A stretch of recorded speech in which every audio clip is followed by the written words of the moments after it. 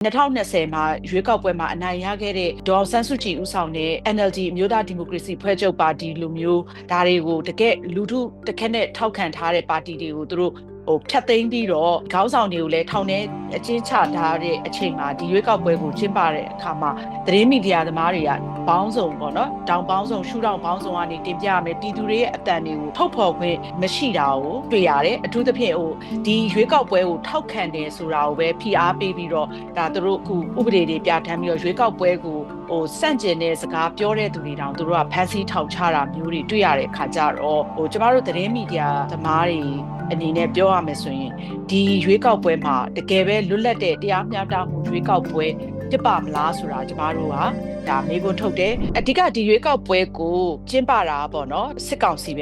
ဲဖြစ်ပါတယ်ဆိုတော့စစ်ကောင်စီကအခုဒီ9နှစ်ကြာသူတို့အာဏာသိမ်းပြီးရဲ့နောက်ပိုင်းမှာသူတို့ရဲ့ဒါဒီနိုင်ငံတကာမှာပေါ့နော်သူတို့ရဲ့တရားဝင်မှုပေါ့နော်ဒါကိုသူတို့ပြသဖို့အချိန်ကလည်းဒါသူတို့ဖိအားပေးခံနေရတယ်တစ်ဖက်မှာလည်းသူတို့ဒါတိုင်းပြည်မှာအပြောင်းလဲဖြစ်ဖို့ဆိုတဲ့အနေအထားကလည်းဖြစ်နေတယ်ဒါတွေမှာသူတို့တွေကဒါကိုထွက်ပေါက်တစ်ခုအနေနဲ့သူတို့ဖန်တီးပြီးတော့ပေါ့နော်ပြဿနာတစ်ခုအနေနဲ့ပေါ့နော်ဒါသူတို့ရဲ့အာဏာဆက်ပြီးတော့တည်မြဲရေးအတွက်လုပ်နေတဲ့ပုံစံလို့ပြောလို့ရတယ်ဗိုလ်ချုပ်တွေကနေစစ်ဝက်ချွတ်ပြီးတော့လူဝက်လဲပြီးတော့ဒီလိုဝင်လာတဲ့ရည်ရွယ်ချက်ကိုဘာဖြစ်မယ်လို့မိုင်းချင်းအနေနဲ့မြင်တယ်သတင်းသမားတယောက်အနေနဲ့ပြောမယ်ဆိုရင်ဒီလိုသတင်းချက်လက်တွေကျမတို့ရရှိတယ်ဆိုလို့ရှိရင်တော့ပေါ့နော်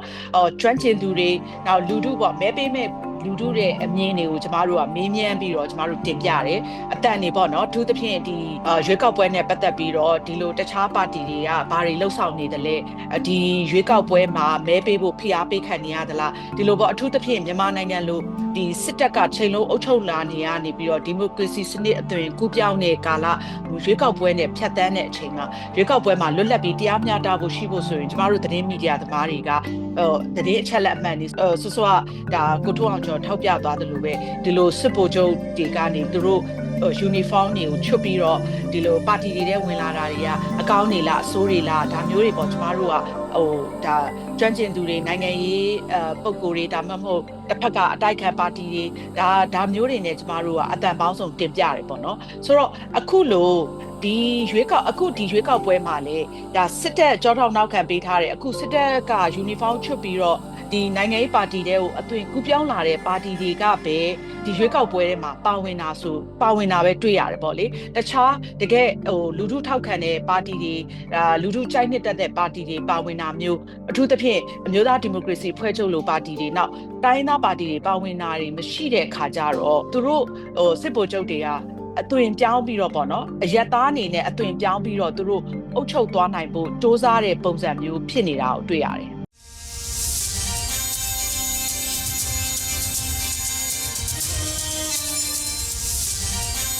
အားလုံးပဲမင်္ဂလာပါ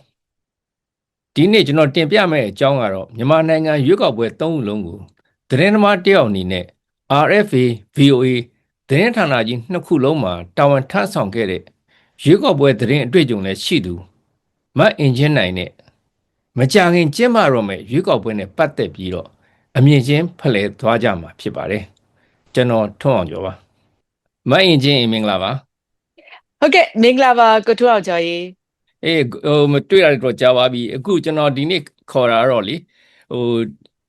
ဒီမိုင်းဂျင်တို့ကသတင်းမီဒီယာအတွေ့အကြုံလည်းရှိထားတယ်နောက်ပြီးတော့ဦးသိန်းစိန်လက်ထက်ကဒီရွေးကောက်ပွဲအတွေ့အကြုံတွေလည်းရှိတယ်ပေါ့နော်နောက်ပြီးတော့ဒေါ်ဆန်းစုကြည်တို့2015အတွေ့အကြုံလည်းရှိခဲ့တယ်အခု2020အတွေ့အကြုံလည်းရှိထားတဲ့သတင်းသမားတယောက်အနေနဲ့ပေါ့လေအခုမကြာခင်ကျင်းပတော့မယ်ရွေးကောက်ပွဲနဲ့ပတ်သက်ပြီးတော့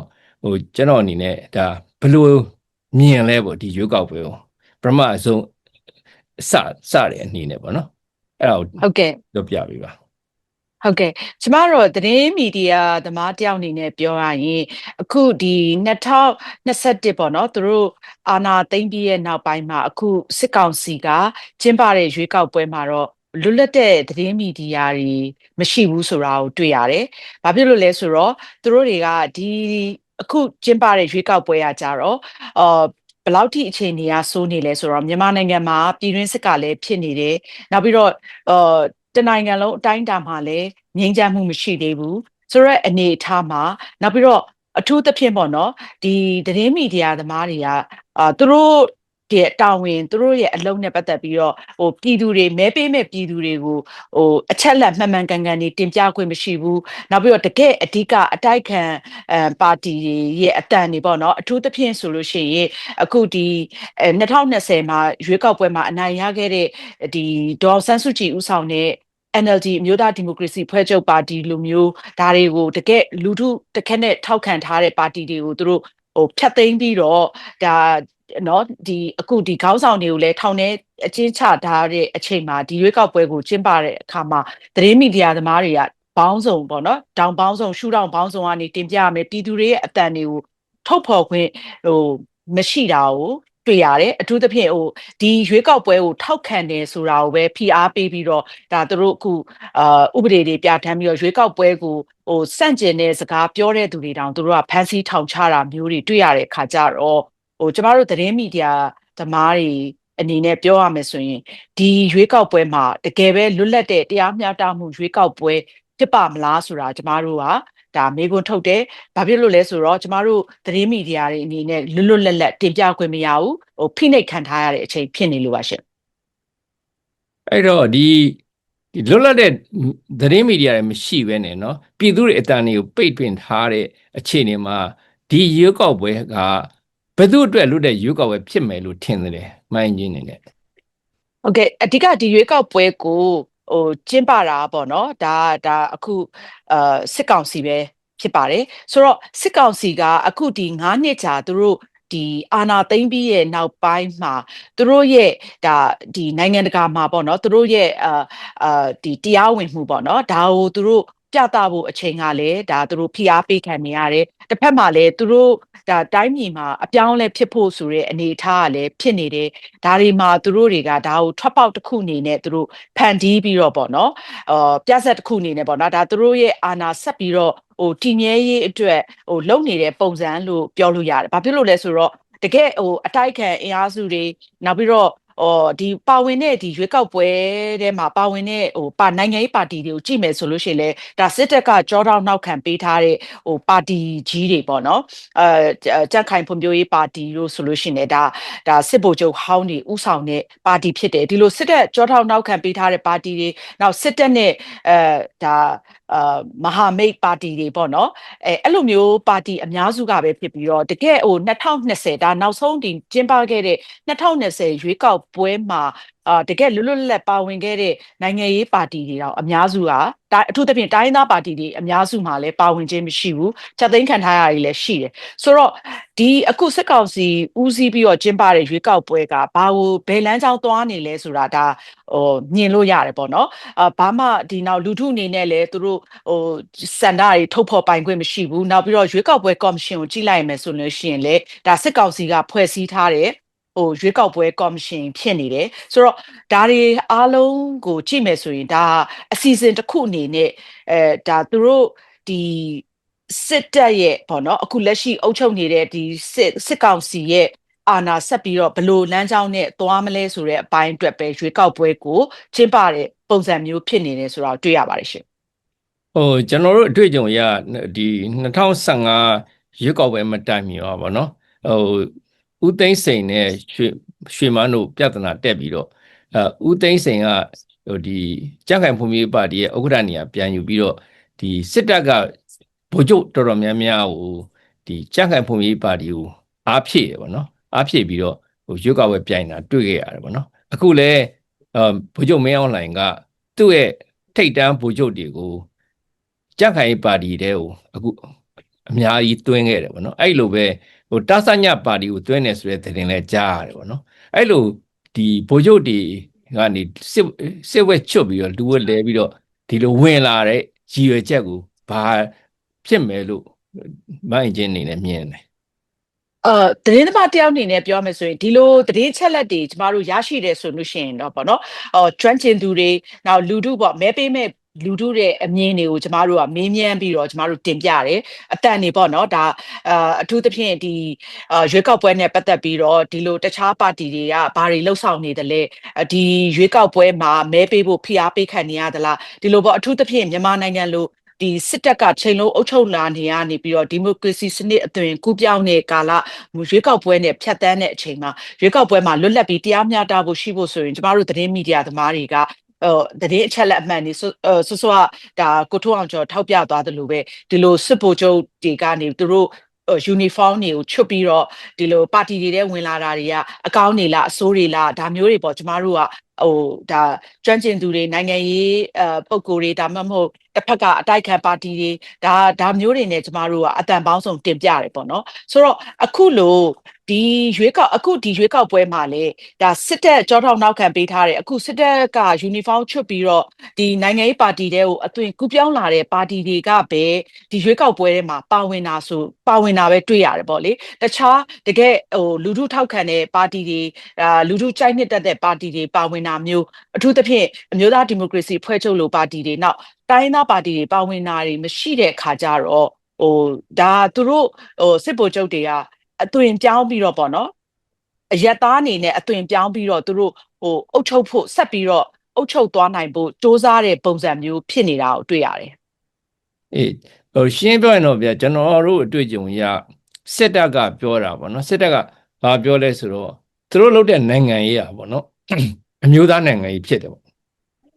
အမျိုးသားနိုင်ငံရေးဆိုတာပါတီနိုင်ငံရေးမဟုတ်ဘူးပေါ့နော်ပါတီနိုင်ငံရေးဆိုတာပါတီအာဏာရဖို့တာလုပ်တာပေါ့သူတို့အမျိုးသားနိုင်ငံရေးဆိုတာအမျိုးသားကောင်းစားရေးအတွက်လုပ်တာဆိုပြီးတော့သူတို့ဒီကြန့်ခိုင်ရေးပါတီကိုထောင်ခဲ့တယ်ကြန့်ခိုင်အသင်းကိုထောင်ခဲ့တယ်ပေါ့နော်အဲ့ဒီအသင်းကနေပြီးတော့မှရွေးကောက်ပွဲနီးလာတော့မှသူတို့အမြင်နဲ့ပုတ်ခတ်နေတဲ့နိုင်ငံရေးပါတီဆိုတာအာဏာရဖို့လုပ်တယ်ဆိုတော့နိုင်ငံရေးပါတီအတွင်းသူတို့ပြောင်းသွားတယ်ပြောင်းတော့အခုတခါအခုဒီဗိုလ်ချုပ်မင်းအောင်လှိုင်တို့ရဲ့ဒီစစ်ဗိုလ်ချုပ်တွေကကြန့်ခိုင်ဖွံ့ဖြိုးရေးပါတီကိုထပ်ဝင်တယ်ဆိုတော့သူတို့စစ်တပ်ကအမျိုးသားနိုင်ငံရေးဆိုတာပါတီနိုင်ငံရေးနဲ့ထပ်တူထားမြအတူတူပဲအမျိုးသားနိုင်ငံရေးနဲ့ပါတီနိုင်ငံရေးဟာဘာမှကွဲပြားတာမဟုတ်ဘူးအာဏာရဖို့လုပ်တာပဲဆိုတာကိုကျွန်တော်တို့ကမြင်ရတယ်ပေါ့နော်အဲ့တော့ဒီလိုလုပ်နေတဲ့ကိစ္စမှာဒီအမှန်တရားကိုတော့ထုတ်ဖော်ပြီးတော့ပြောနိုင်ဖွင့်မရှိတဲ့ပြည်သူတွေဒီရွက်ကောက်ပွဲမကြိုက်ပါဘူးလို့ပြောရလူလည်းမအင်ဂျင်ပြောရတယ်သူတို့လည်းဖမ်းခံရမယ်ထိန်းချုပ်ခံရမယ်နောက်ပြီးတော့ဒီချင်းကြောက်ခံနေရတဲ့အချိန်မှာမဲဆန္ဒရှင်တွေအနေနဲ့ပန်ကန်နဲ့ရွေးချယ်မှုလုပ်နိုင်ပါမလားပေါ့နိအဲ့ဒီဥစ္စာကိုမအင်ဂျင်အနေနဲ့ဘယ်လိုသုံးသပ်မိလဲဟုတ်ကဲ့အဓိကတော့သူတို့ဒီစစ်ဗိုလ်ချုပ်တွေကလည်းအမြဲပြောရဲပေါ့နော်ဒါသူတို့ကလည်းသူတို့နီးသူတို့ဟန်တဲ့ဒီမိုကရေစီစနစ်ကိုသွားနေတယ်ပေါ့နော်အဲ့တော့ပါတီနိုင်ငံရေးအသွင်တို့အမျိုးသားနိုင်ငံရေးတို့ဒါတွေကပြောကြဆိုကြတွေဖြစ်လာတယ်နောက်ပြီးတော့ဒီစနစ်တစ်ခုကိုအသွင်ကူးပြောင်းတော့မယ်ဆိုဒါရွေးကောက်ပွဲနဲ့ဖြတ်တန်းရမယ်ဆိုတာမျိုးပေါ့လေဆိုတော့အဓိကကတော့ရွေးကောက်ပွဲမှာမဲပေးရုံနဲ့ဒါဒီမိုကရေစီစနစ်ကိုတွားနိုင်တာမဟုတ်ဘူးရွေးကောက်ပွဲကတကယ်တမ်းလွတ်လပ်ပြီးတရားမျှတပြီးတော့လွတ်လပ်နဲ့မဲပေးခွင့်ရမှသာတကယ်လွတ်လပ်တဲ့ပေါ့နော်တကယ်တွားခြင်းနဲ့မြန်မာနိုင်ငံအတွက်အခုအားလုံးတွားနေတဲ့ဒီမိုကရေစီစနစ်ကိုလွတ်ထူထောင်နိုင်မှာဖြစ်တယ်ပေါ့နော်ရွေးကောက်ပွဲမှာမဲသွားထည့်ရုံနဲ့ဒါဒီမိုကရေစီစနစ်ဆိုတာလည်းပြောလို့မရပါဘူးအဲ့တော့စောစောကပြောသလိုပဲအဲ့ဒီနေရာမှာလူထုအနေနဲ့ကအချက်လက်မှန်မှန်သိဖို့လိုတယ်အချက်လက်မှန်မှန်သိဖို့ဆိုရင်အခုဟာကမြန်မာနိုင်ငံမှာဖြစ်နေတာကဒီစစ်ကောင်စီကပြောတဲ့စစ်ကောင်စီကဖန်တီးထားတဲ့အချက်လက်တွေအခြေအနေတွေကိုပဲပြည်သူတွေကသိရတယ်လို့ဖြစ်နေဥပမာဒါကျမတို့အတွေ့အကြုံများဆိုလို့ရှိရင်လေဒီ2010ဒါဦးသိန်းစိန်တို့စပြီးတော့ပေါ့နော်ဒါသူတို့စစ်ယူနီဖောင်းတွေချွတ်ပြီးတော့ဒီကြက်ခိုင်ဖွံ့ဖြိုးရေးပါတီတွေပါလာပြီးတော့ဒီလိုမျိုးရွေးကောက်ပွဲတောင်မှဒါ2010မှာစပြီးတော့စတင်ခဲ့တဲ့ရွေးကောက်ပွဲတောင်မှသတင်းမီဒီယာသမားတွေနဲ့ကျမတို့အဲ့ချိန်ဟာပေါ့နော်ကျမ VOA သတင်းဌာနအနေနဲ့ကျမတို့ကလွတ်လပ်မင်းမြန်းတင်ပြခွင့်ရခဲ့တယ်လူထုအနေနဲ့လည်း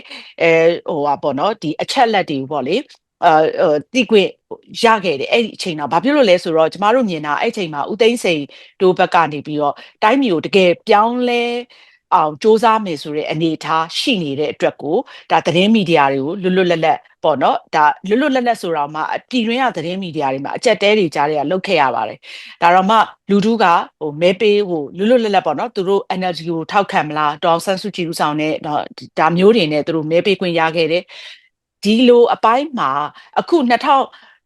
25မှာကျင်းပတဲ့ဟာကြတော့ဒါမျိုးတွေတောင်မရှိတော့ဘူးအားလုံးမီဒီယာအားလုံးကလည်းလွတ်လွတ်လပ်လပ်တင်ပြခွင့်မရဘူးနောက်ဟိုဖိနှိပ်ခံထားရတဲ့ပြင်ကိုဒီသတင်းမီဒီယာတွေမှာပြည်ပကိုလည်းထွက်ပြေးတိမ်းရှောင်နေရတယ်ဒါအဖွဲ့အစည်းတွေဆိုလည်းပြည်တွင်းမှာဘာမှမရှိတော့လောက်ဖြစ်နေတယ်ဒါသူတို့နဲ့ပတ်သက်ပြီးအမြင်ချင်းမတူတဲ့ဟာတွေကိုတင်ပြရင်တော့မှဖမ်းနေတဲ့အချိန်ကြတော့ဒါအရန်ရှင်းတယ်ပေါ့နော်လူထုအတွက်သတင်းအချက်လက်မှန်ဘယ်လိုလုပ်သိလို့ရမလဲပေါ့နော်တောင်ပေါင်းစုံဘက်ပေါင်းစုံကနေပြီးတော့တင်ပြဖို့ဆိုလို့ရှိရင်အခုဟာမြန်မာနိုင်ငံထဲမှာဒီစစ်တပ်ကပဲဦးစီးထားတဲ့ကော်မရှင်နဲ့နောက်ပြီးတော့သတင်းမီဒီယာတွေမှာလည်းလွတ်လပ်ခွင့်မရှိတဲ့အတွက်ကလူထုအနေနဲ့ရွေးကောက်ပွဲနဲ့ပတ်သက်ပြီးအချက်လက်တွေကိုမှန်မှန်ကန်ကန်သိခွင့်မရတဲ့ပြင်သူတို့မှာအကြောက်တရားရှိနေတာလေတွေ့ရတယ်ပေါ့နော်အေးဗျအဲ့တော့အခုဒီခုနပြောသလိုသတင်းသမားတွေလည်းတော်တော်များများထောင်ထဲမှာရှိနေတယ်ပေါ့နော်အဲ့တော့အဲ့လိုသတင်းသမားတွေအများကြီးရှိနေနောက်မအရင်ပြောသလိုတော်တော်များများလည်းပြည်ပထောင်ချမခံခြင်းလူပြည်ပထွက်ပြေးရတယ်ပေါ့နော်ပြည်ပကနေပဲလုံနေရတယ်ပေါ့သတင်းကိုအဲ့တော့အဲ့လိုအခြေအနေမျိုးမှာဒီပြည်ထဲမှာဒီမဲမတမာမှုတွေသူတို့ပြောခဲ့သလိုပေါ့နော်ဒေါအောင်ဆန်းစုကြည်တို့မဲမတမာမှုလို့ပြောခဲ့သလိုသူတို့ဒီစစ်တပ်ကမဲမတမာမှုတွေလုပ်မယ်ဒီရွေးကောက်ပွဲကော်မရှင်ကမဲမတမာမှုတွေနဲ့ဆုံးဖြတ်မယ်ဆိုလို့ရှိရင်အဲ့ဒီဥစ္စာနဲ့ပတ်သက်လို့ accountability ပေါ့ဘယ်လိုပြန်လဲစစ်ဆေးနိုင်မဲ့ဒီလုပ်ရက်တွေကိုတက်မှတ်ပေးကိုတာဝန်ယူပေးမဲ့အဖွဲ့အစည်းရောတွေ့မိလားပေါ့နော်ဘယ်လိုသဘောရလဲအဲ့ဒီဥစ္စာနဲ့ပတ်သက်ဟုတ်ပါတယ်အဲ့တော့အခုကျင်းပတဲ့ရွေးကောက်ပွဲကိုမေးခွန်းထုတ်ရမှာကပေါ့နော်ဒီနိုင်ငံတကာဘက်ကရောဒီရွေးကောက်ပွဲနဲ့ပတ်သက်ပြီးတော့ထောက်ခံမှုရှိသလားပေါ့နော်ဆိုတော့အခုဒီကုလသမဂ္ဂကဆိုရင်ဒါအတိအကျထုတ်ဖော်ထားပြီးသားဖြစ်တယ်ကုလသမဂ္ဂအကြီးအကဲတွေကိုနိုင်ကောဒီရွေးကောက်ပွဲကလွတ်လပ်ပြီးတရားမျှတတဲ့ရွေးကောက်ပွဲဖြစ်မှာမဟုတ်ဘူး။ဘာဖြစ်လို့လဲဆိုတော့ပြည်တွင်းစစ်ဖြစ်နေတယ်။နောက်ပြီးတော့လည်းတကယ်တမ်းဒီစစ်ကောင်စီကျင်းပမဲ့ရွေးကောက်ပွဲကိုကြည့်မယ်ဆိုရင်လေဒါသူတို့ကန့်အသတ်နေပေါ့နော်။နေရာတိုင်းမှာမကျင်းပနိုင်ဘဲနဲ့သူတို့စစ်တပ်ကထိတ်ချုပ်ထားတဲ့နေရာတွေလောက်ကိုပဲသူတို့ကကျင်းပမှာဖြစ်တဲ့အတွက်ပေါ့လေဒါလုံးဝလက်ခံလို့မရဘူးဆိုတဲ့ဟာမျိုးကိုကုလသမဂ္ဂကိုယ်တိုင်လည်းထုတ်ဖော်ထားတယ်နောက်ပြီးတော့ဒီရွေးကောက်ပွဲစောင့်ကြည့်တဲ့အဖွဲ့တွေပေါ့နော်နိုင်ငံတကာအဖွဲ့တွေနောက်ပြီးတော့လူခွင့်ရေးစောင့်ကြည့်လေ့လာတဲ့အဖွဲ့တွေလူခွင့်ရေးအဖွဲ့အစည်းတွေဒါတွေကလည်းသူတို့အချက်လက်နဲ့တင်ပြထားတယ်မြန်မာနိုင်ငံမှာဘယ်လောက်ထိဒီပြည်ရင်းစစ်ဆိုးရွားနေတယ်လဲနောက်လူထုကဘယ်လောက်ထိဖိနှိပ်ခံထားရတယ်လဲအထူးသဖြင့်ဆိုရင်ဒါလေရင်နဲ့ပေါ့နော်ဘုံကျဲတိုက်ခိုက်နေတဲ့အနေအထားတွေဆိုတော့ဒီလိုဖြစ်နေတဲ့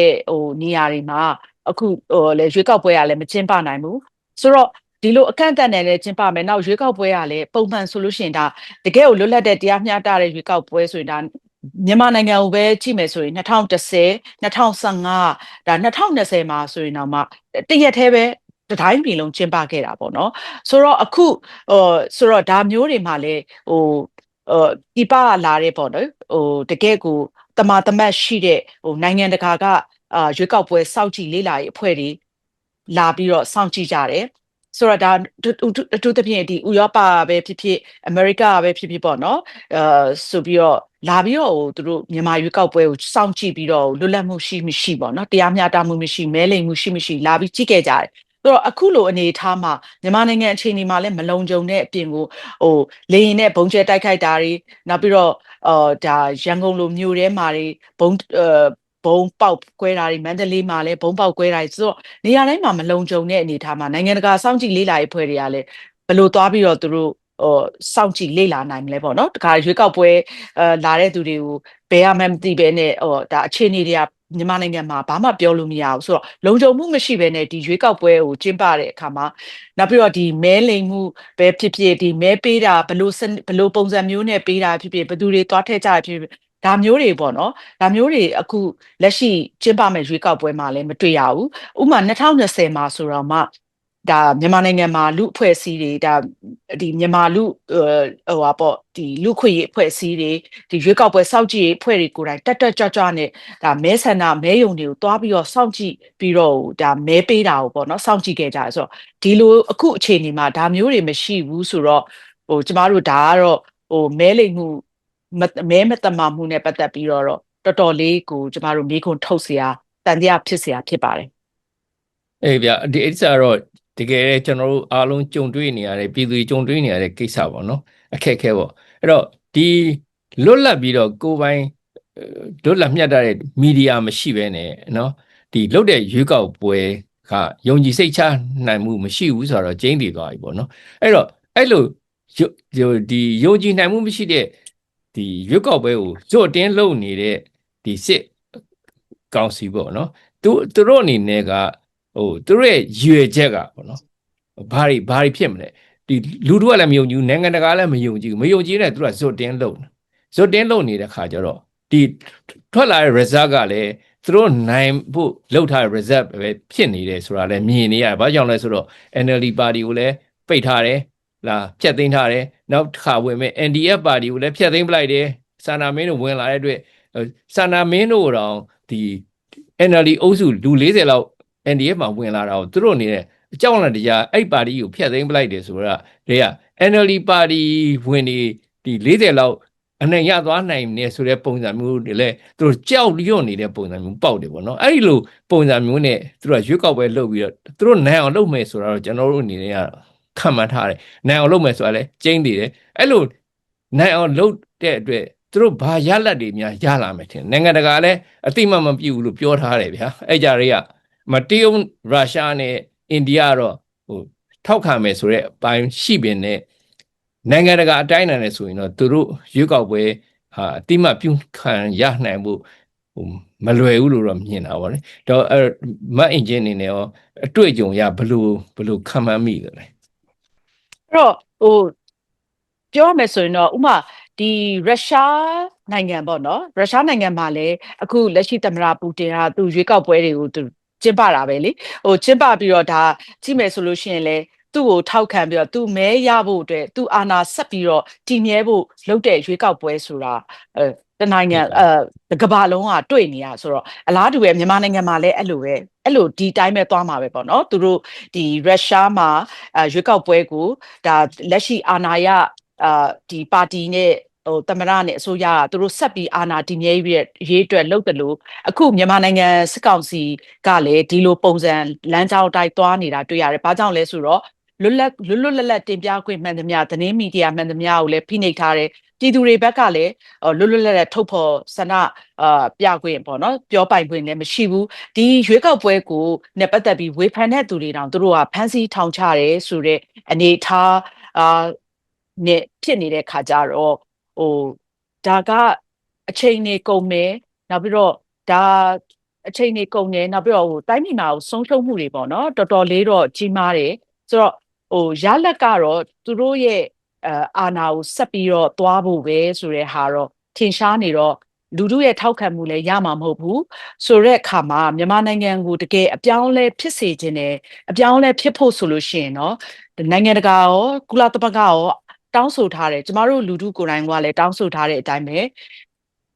အခုဖန်စီထောင်ချခံထားရတယ်နိုင်ငံတော်အတိုင်ပင်ခံပုဂ္ဂိုလ်ဒေါအောင်ဆန်းစုကြည်နိုင်ငံတော်သမ္မတဦးဝင်းမြင့်တို့ပေါ့နော်တခြားတကယ်နိုင်ငံရေးပါတီခေါင်းဆောင်တွေတိုင်းသားခေါင်းဆောင်တွေအားလုံးကိုသူတို့လွှတ်ပေးပြီးတော့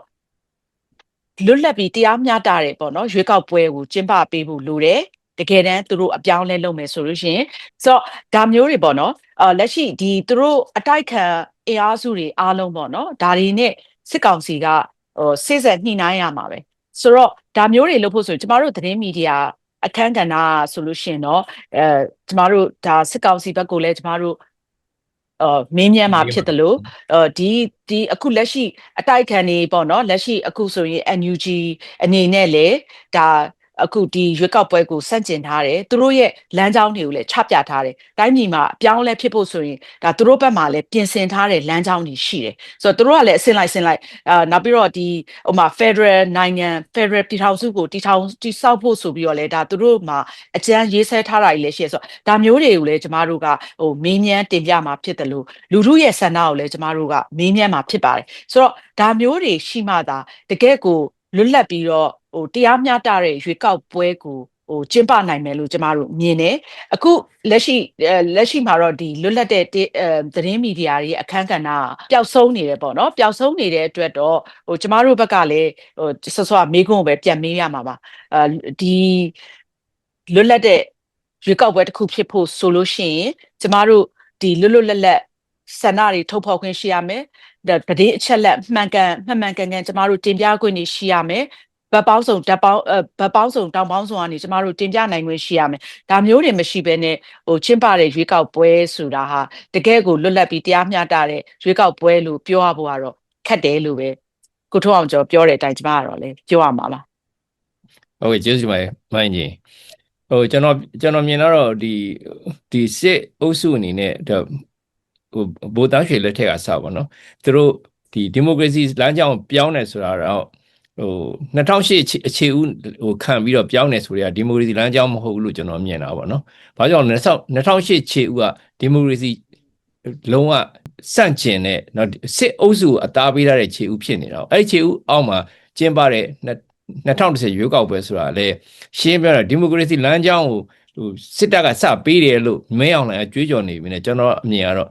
liberalize လုပ်တာပေါ့နော် liberalization ပေါ့ဖြေလျှော့ပြီးတဲ့ဆင့်ပေါ့နော်နောက်ပြောသလိုသတင်းမီဒီယာတွေမေးမြန်းခွင့်တွေပေးတယ်လွတ်လပ်စွာပြောဆိုခွင့်ပေးတယ်ပြည်ထဲမှာအကုန်လုံးသွားပြီးတော့ဒီစုံစမ်းစစ်ဆေးနိုင်တဲ့ပြည်သူတွေရဲ့ဆန္ဒတွေထုတ်ဖော်နိုင်တယ်အဲ့ဒီလိုလွတ်လပ်ခွင့်အပိုင်းတစ်ပိုင်းတစ်စပေးလိုက်တဲ့သဘောလို့ပဲမြင်တယ်ပေါ့နော်တကယ် system change ပေါ့နော်တကယ် democracy စနစ်ကိုပြောင်းတဲ့ format တစ်ခုကိုမရောက်ဘူးပေါ့အဲ့တော့ကျွန်တော်တို့ကဒီ liberalization အဆင့်ကနေပြီးတော့ကျွန်တော်ကအခု backward ပြန်ဖြစ်သွားတာအာဏာသိမ်းနေတော့အခုတခါအခု liberalization အဆင့်အောင်ပြန်မရောက်တော့ဘူးဦးသိန်းစိန်အဆင့်အောင်ပြန်မရောက်တော့ဘဲနဲ့အခုဟာကတပါတီစနစ်ပုံစံမျိုးစစ်တပ်ကပဲရွေးကောက်ပွဲလုပ်စစ်တပ်ကပဲနိုင်အောင်လုပ်အတိုက်ခံနေအားလုံးကိုရှင်းပြောရင်တော့အကုန်လုံးနိုင်ကြီးရှိတဲ့လူတွေအားလုံးအကုန်လုံးပိတ်ပြီးတော့မှသူတို့နဲ့ affiliate လုပ်ထားတဲ့ပါတီတွေနဲ့တွဲပြီးတော့ရွေးကောက်ပွဲလုပ်မဲ့သဘောမြင်တယ်အဲ့ဒီခြားမှာပို့ထူးကြတာကသူတို့အစိုးရအဖွဲ့မှာပါခဲ့တဲ့တက်ခိုင်လူမျိုးပေါ့နော်သူပါတီထောင်တဲ့လူတော်ပါတီဥက္ကဋ္ဌကိုတခါရွေးကောက်ပွဲကနေရွေးကောက်ပွဲကော်မရှင်နေအရေးချင်းမပြည့်မီလို့ပါဆိုပြီးတော့ပယ်ဖြတ်ပလိုက်တာတွေကြည့်မယ်ဆိုရင်တော့သူတို့နဲ့မဟာမိတ်ဖွဲ့ထားတဲ့အဖွဲ့တော့ဖဲ့ပြီးတော့အာဏာပေးခြင်းတဲ့ပုံစံမရှိဘူးလို့ကျွန်တော်သုံးသပ်မိတယ်ပေါ့နော်ဟုတ်တယ်အခုချိန်နေကတော့တော်တော်ဆိုးတယ်လို့ပြောရမှာပါเนาะနောက်ပြီးတော့သူတို့အဓိကရွေးကောက်ပွဲကျင်းပတာတော့မှသူတို့မှာတတိုင်းတစ်ပြည်လုံးမကျင်းပနိုင်ဘူးပေါ့လေဆိုတော့အဲ့ဒီချိန်နေရလဲတော်တော်တော့ဆိုးနေတာကိုတွေ့ရတယ်ဆိုတော့အဓိကတော့နောက်ပြီးတော့ကျမအဓိကပြောချင်တဲ့နောက်ချက်ကကြတော့ကျမတို့တွေ့ကြုံရဆိုရင်ဒီ2010တုန်းကလည်းဒီ2008ဖွဲ့စည်းပုံအခြေခံဥပဒေကဒါစစ်တပ်ရေးဆွဲခဲ့တဲ့ဥပဒေဖြစ်တဲ့အတွက်ပေါ့နော်ဒါလူတို့အနေနဲ့လက်မခံဘူးဆိုတဲ့အပိုင်းနေမှာလဲကျမတို့ဘာပြောအဲ့ချိန်ကာလတုန်းကတော့တင်ပြခွင့်ရခဲ့တယ်ဒါပေမဲ့ဒီ2008ဖွဲ့စည်းပုံအခြေခံဥပဒေကိုထောက်ခံတယ်ဆိုတဲ့ဟာကိုလေအဲ့ချိန်ကဒီစစ်အာဏာရှင်တွေပေါ့နော်အဲ့ချိန်ကဒီစစ်တပ်ကနေပြီးတော့အတင်းကျပ်ဖိအားပေးပြီးတော့သူတို့လုတ်ခဲ့တာပေါ့လေလုတ်ခဲ့တဲ့အတွက်လည်းအခုဒါ2008ဖွဲ့စည်းပုံအခြေခံဥပဒေသက်ဆိုးရှည်လာနေဆိုတဲ့အပိုင်းပေါ့ဒါကိုလည်းအခုဒီဒေါ်အောင်ဆန်းစုကြည်ဥဆောင်တဲ့နော် NLD အစိုးရကတဖြည်းဖြည်းနဲ့ပြုပြင်ပြောင်းလဲဖို့သူတို့စ조사ခဲ့တာတွေကိုလည်းကျမတို့တွေ့ရတယ်ဆိုတော့ဒီအပိုင်းမှာကျမတို့သတင်းမီဒီယာသမားတွေနဲ့ပြောရမယ်ဆိုလို့ရှိရင်တော့တကယ်ကိုအဲ့2008ဖွဲ့စည်းပုံအခြေခံဥပဒေနဲ့ပတ်သက်ပြီးတော့ဘယ်လောက်ထိအခြေအနေတွေစိုးနေလဲဆိုတော့ကျမတို့တကယ်ကျွမ်းကျင်တဲ့နော်ဥပဒေရေးရာကျွမ်းကျင်သူတွေကိုကျမတို့မေးမြန်းတင်ပြခွင့်အဲ့ချိန်တုန်းကလည်းရခဲ့ပါတယ်နောက်ပြီးတော့နောက်အဲ့ချိန်မှာအမျိုးသမီးကိုဒါနိုင်ငံတော်သမ္မတမဖြစ်အောင်ပေါ့နော်သူတို့အကန့်အသတ်နဲ့လှုပ်ထားတဲ့အချက်မျိုးတွေဒါနောက်ပြီးတော့ဖွဲ့စည်းပုံအခြေခံဥပဒေမှာနိုင်ငံရေးပါတီတွေနဲ့ပတ်သက်လို့ကန့်သက်ချက်တွေဒါမျိုးတွေပေါ့လေအများကြီးသူတို့ရေးဆွဲထားတယ်နောက်ဒီအထူးသဖြင့်ရွေးကောက်ပွဲနဲ့ပတ်သက်ပြီးဆိုလို့ရှိရင်လည်းဒါသူတို့သတ်မှတ်ထားတဲ့အချက်လက်တွေဆိုလို့ရှိရင်လည်းတော်တော်ဆိုးပါတယ်ဒါပေမဲ့ဒီအချက်လက်တွေကိုတော့မှဒေါ်ဆန်းစုကြည်ဦးဆောင်တဲ့NLD ပါတီကနေပြီးတော့ကြော်လွှားနိုင်ခဲ့တယ်เนาะမဲအပြတ်အသက်နဲ့လူထုရဲ့ထောက်ခံမှုနဲ့တကယ်ကိုเนาะပေါ့ဘယ်လိုပြောမလဲတောင်ပြိုကမ်းပြိုပေါ့เนาะတကယ်ကိုသူတို့အနိုင်ရခဲ့တယ်ပေါ့เนาะအပြတ်အသက်အနိုင်ရခဲ့တာမျိုးရှိတယ်ဆိုတော့အခုအနေအထားမှာဆိုလို့ရှိရင်တော့ကျမတို့လွတ်လပ်တဲ့သတင်းမီဒီယာတွေအနေနဲ့ကလည်းဘာမှတင်ပြခွင့်မရနိုင်တဲ့အခြေအနေတွေဆိုတော့လေဆိုကိုထွန်းအောင်ကျော်ပြောသလိုပဲ တကယ်ကိုဒါလှုပ်ဆက်ပေါ့လေပြဆက်ကြီးလိုပဲဒါသူတို့ဆက်ပြီးတော့အုပ်ချုပ်သွားမယ်ဆိုတာထင်ထင်ရှားရှားကြီးကိုမြင်နေရတာပေါ့ဒါမျိုးကိုသူတို့ကတရားဝင်ဖြစ်သွားအောင်ဒါဘယ်လိုသွားမလဲဆိုတဲ့လမ်းကြောင်းကိုသူတို့ပြဆက်တစ်ခုလိုဖန်တီးပြီးတော့လုပ်နေတဲ့သဘောဖြစ်နေတာပေါ့လေအေးဗျာဟိုဇော်မင်းထွန်း press conference မှာလည်းကျွန်တော်တို့88ကခေါင်းဆောင်ဟောင်းပေါ့လေမိုးသီးစုံတို့ဒီလူပေါင်းတကယ်အတွင်းမှုလုပ်ခဲ့တဲ့မိုးဟင်းကမင်းအောင်လိုင်လူတို့ကခါတဲ့အရန်ကိုကျေးဇူးတင်တယ်တိုင်းပြည်မပြိုကွဲအောင်ထိန်းထားနိုင်တဲ့အတွက်ဒီခေါင်းဆောင်ကြီးကိုအရန်ကျေးဇူးတင်တယ်နောက်သူတို့အနေနဲ့ဒီတိုင်းပြည်ကပြည်သူတွေကိုသူတို့မဲဆန္ဒခံယူပွဲသူတို့သတင်းဌာနလုပ်တဲ့ခါမှာပြည်သူများစုကကျေးဇူးတင်ပြီးတော့ဒီခေါင်းဆောင်ကြီးကိုရွေးကောက်ပွဲလွန်ကာလမှာလွှတ်တော်ကလည်းခါတဲ့အတီးပြုတ်မယ်နောက်ပြည်သူကလည်းလိုလားတယ်ဆိုရင်တမရာကြီးဖြစ်စေခြင်းတယ်လောက်မှလားဆိုတဲ့မေးခွန်းနေနှက်ကြောင်းပေးတာပြီးတော့မေးတာတွေတွေ့ရတာပေါ့နော်ဆိုတော့အဲ့ဒါတွေကြည့်မယ်ဆိုလို့ရှိရင်တော့ဒီရွေးကောက်ပွဲအလွန်ကာလမှာသူတို့ဒီမေးအောင်လိုက်တမရာဝင်လှုပ်ဖို့အခုတည်းက plan တွေလုပ်ထားတာကိုမိုးဟင်းတို့ကရှေ့ကနေပြီးတော့ဖြာခင်းပြီးတော့လမ်းကြောင်းပေးတယ်လို့ပဲမြင်ရတာပေါ့နော်ဒီသူတို့ရဲ့ plan တွေကတော့မြင်နေရပြီဘလူကဘလူဖြစ်မဲ့ရုပ်ကဝဲအလွန်မှာဘာဖြစ်မလဲဆိုတာတော့မြင်နေရတော့ခံမှန်းလို့ရတဲ့အခြေအနေတော့ရှိတာပေါ့ဒေါ်တက်ခိုင်ပြောရတဲ့အပိုင်းမှာလဲစစ်တပ်ကဘယ်တည်းဒိုင်သူကြီးလုပ်တယ်စစ်တပ်ကဒိုင်သူကြီးလည်းမလုပ်ဘူးနှစ်ခုလုံးဒိုင်သူကြီးလုပ်တာလဲစစ်တပ်ပဲဒိုင်သူကြီးမလုပ်ပဲနေကြားရက်တာလဲစစ်တပ်ပဲစစ်တပ်ကအလုံးနှစ်ခုခွာလုံးနေဒိုင်သူကြီးလုပ်တယ်ဒိုင်သူကြီးလည်းမလုပ်ဘူးဆိုတော့အဲ့လိုပုံစံမျိုးစစ်တပ်ကနောက်အခွင့်အရေးတွေလဲအစိုးရအဖွဲ့မှာကိုယ့်ကိုကာကွယ်ရေးပြည်ရေးနေစာကြီးကလည်းယူထားတယ်စစ်ဦးစီးချုပ်ရတယ်လည်းယူထားတယ်ရွေးကောက်ပွဲကော်မရှင်ကိုလည်းသူတို့ခန့်ထားတယ်ရွေးကောက်ပွဲဥပဒေကိုလည်းသူဆွဲထားတယ်ဆိုပြီးတော့တက်ကိုယ်တိုင်ကရင်ဖွင့်သွားတာတွေတွေ့ရတော့တော်တော်လေးသူတို့အထဲမှာကိုပောက်ကွဲနေတဲ့ပုံစံမျိုးမြင်ရတာပေါ့နော်ဒါမှမဟုတ်ဒီရွေးကောက်ပွဲကြီးကတော့ခုနကအင်ဂျင်ပြောသလိုပေါ့သူပြဿနာကာကွယ်တခုပြက်ကပြီးတော့နောက်ဆုံးတော့ဗိုလ်ချုပ်မင်းအောင်လှိုင်ကနေပြီးတော့ဦးမင်းအောင်လှိုင်ကိုတမရကြီးဖြစ်တင်ပေးလိုက်ပါတယ်ဆိုတဲ့ပုံစံမျိုးဖြစ်လာမယ်လို့တော့ကျင်းနေမြင်နေရတာပေါ့ဒါပေမဲ့သူတို့အုပ်ချုပ်နိုင်မလားမအုပ်ချုပ်နိုင်ဘူးလားဆိုတော့ကျွန်တော်တို့မင်းကုန်းထုတ်ရမယ်သဘောရှိတယ်ဟုတ်ပါတယ်ဒီရွေးကောက်ပွဲကသူတို့တွေကနိုင်ငံတကာမှာတရားဝင်ဖို့ပေါ့နော်သူတို့အတွက်ဆိုပြီးတော့ဒါသူတို့စ조사တာပေါ့လေဒါပေမဲ့လည်းအခုဒီလိုရွေးကောက်ပွဲမျိုးကဒါကျွန်မဆောစောပြောသလိုရုရှားတို့တကယ်အာဏာရှင်တွေအုပ်ချုပ်နေတဲ့နိုင်ငံတွေပေါ့နော်နောက်ပြီးတော့အာဖရိကနိုင်ငံတချို့တို့ဘာလို့ပေါ့လေဒါမျိုးတွေမှာလည်းသူတို့ကျင်းပခဲ့တာတွေပြုလုပ်ခဲ့တာရှိတယ်ဒါပေမဲ့လည်းနိုင်ငံတကာမှာတရားဝင်မှုမဝင်မှုဆိုတဲ့အပိုင်းကြတော့ဒါကကုလသမဂ္ဂကိုယ်တိုင်ကဒါထောက်ပြထားတဲ့အချက်ရှိတယ်။နောက်ပြီးတော့အခုဆိုလို့ရှိရင်လည်းတမ္မတ်ကြီးဦးကျော်မိုးထွန်းနေရာမှာအစားထိုးပြောင်းလဲလို့မရသေးဘူးဆိုတဲ့အနေအထားကိုကုလသမဂ္ဂကလည်းစုပ်ကိုင်ထားဆဲဖြစ်တယ်။ဆိုတော့အဲ့ဒါတွေကိုဒါစစ်ကောင်စီကနေသူတို့အတွက်ရမလားဆိုတဲ့အပိုင်းကိုစ조사တာပေါ့လေ။ဆိုတော့ဒါကတော့ရန်ကိုထင်သာမြင်သာရှိတယ်။တစ်ဖက်မှာလည်းဒီစစ်ကောင်စီကိုတရားမဝင်ရေးပေါ့နော်ကြိုးပမ်းနေတဲ့ဒါ NUG ပေါ့လေNUG ဒါအမျိုးသားညီညွတ်ရေးအစိုးရဆိုတာမျိုးကလည်းရှိနေတယ်နောက်ပြီးတော့အထဲမှာလည်းပြည်တွင်းစစ်ကလည်းရှိနေတယ်နောက်တိုင်းသားတွေလက်နက်ကိုင်ဖွဲ့တွေကလည်းဆန့်ကျင်ပြီးတော့ပေါ့နော်ဒါစစ်ကောင်စီနဲ့တိုက်ပွဲတွေဖြစ်နေစေဖြစ်တယ်ဆိုတော့အထူးသဖြင့်ရခိုင်ပြည်နယ်ဆိုရင်ဒါရှင်းတယ်စစ်ကောင်စီလုံးဝအုပ်ချုပ်လို့မရနိုင်တော့တဲ့ပြည်နယ်တစ်ခုလိုဖြစ်နေတာပေါ့နော်ကရင်ပြည်နယ်ဆိုလဲဒါမျိုးတွေပေါ့လေဆိုတော့အခုမြန်မာနိုင်ငံလိုအနေအထားမှာတော့ဒါစစ်ကောင်စီကတော့သူတို့ဘယ်လိုလုပ်မလဲဆိုတာကြိုးပမ်းနေတယ်လို့တစ်ဖက်မှာလည်းဒီဘက်မှာလည်းဒီမြန်မာနိုင်ငံမှာတကယ်ကိုစစ်မှန်တဲ့ပြုပြင်ပြောင်းလဲရေးလုပ်ဖို့ကြိုးပမ်းနေတဲ့အင်အားစုတွေကလည်းရှိနေတာကျမတို့တွေ့ရတယ်ဟုတ်ကဲ့မိုင်းရင်ကျေးဇူးတင်ပါတယ်ခုလိုဆွေးနွေးပေးတဲ့အတွက်ဟုတ်ကဲ့ကျေးဇူးပါပဲကိုထွန်းအောင်ကျော်ကြီး